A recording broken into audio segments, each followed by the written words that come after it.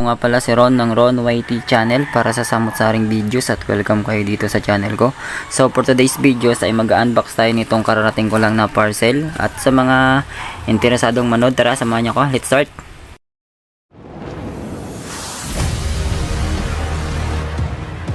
Okay guys, so ngayon ay buksan na natin siya para ma-testing na natin kung gagana ba tong in-order ko na to.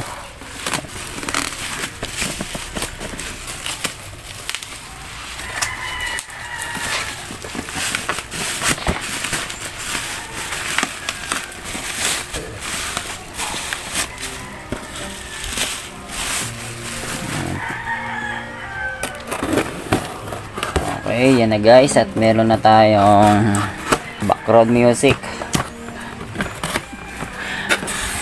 Pag napatagal-tagal, makaka-copyright na naman ako nito ah.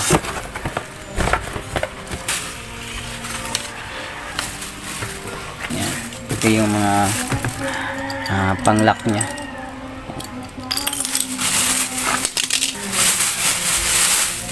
Ito siya guys. Yan yung design nya.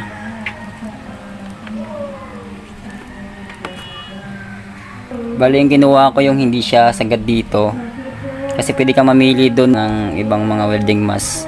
Yung meron hanggang dito pa yung sa yung takip niya sa ibabaw. Kaso nga lang kasi kapag ganun tinaas mo ng ganyan siya sa ano, halimbawa tinaas na natin yung mask, bumabangga siya, kaya pinili ko na lang yung hanggang dito lang.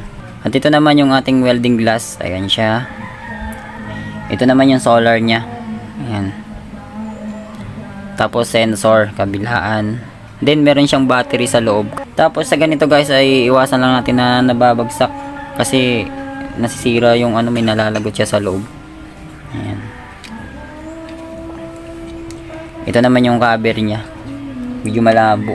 Meron siyang ano, may balot pa siya na plastic. Ayan. Tatanggalin lang natin yan. Nasa labas to siya kasi kailangan ano, hindi siya natatalsikan nito. Kasi lumalabo siya kapag natalsikan siya ng baga ng ating wini-welding. Sa pag-install naman ay bago natin siya i-install, tanggalin muna natin yung plastic kasi meron siyang plastic ito. Ayan. Baka sabihin kasi natin malabo, yung pala hindi natin tinanggal yung plastic. Ayan siya. Tapos ito yung nakaharap sa ano, labas. Kasi siya yung ano, magcha-charge ng battery nitong welding glass. Ito yung kasi yung solar niya. At bago nga pala natin ikabit itong welding glass ay ikabit muna natin itong glass protector. Ayan.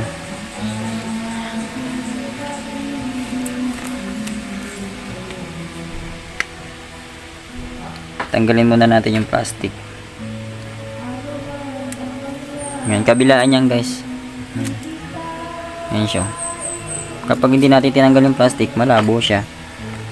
Oops.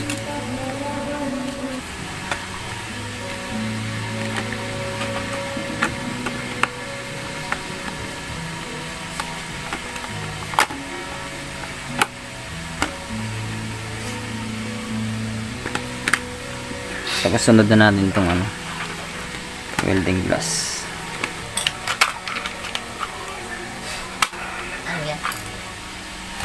Welding.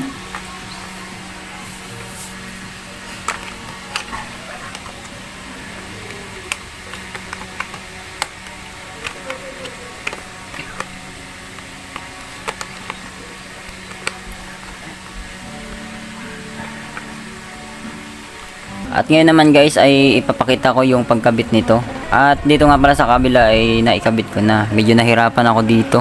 At tapos ito nga pala yung pagkakasunod-sunod ng ikakabit natin, no. So ang unahin natin ay ito. Ayan. Bali, papasok natin siya dito. Ayan.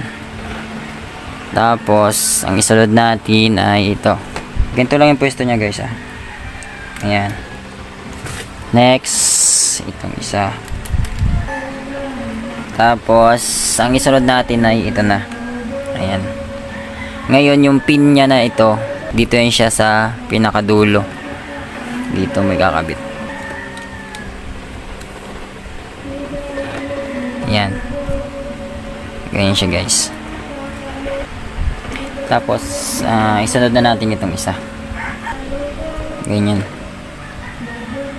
Tsaga-tsaga nyo na lang guys, medyo madilim. Next ito.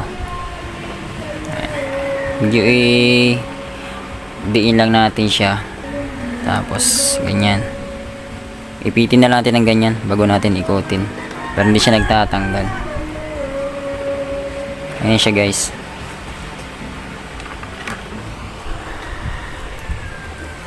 At yan, kung mapapansin nyo, kapag inangat siya, ganyan siya. Yan. O, diba?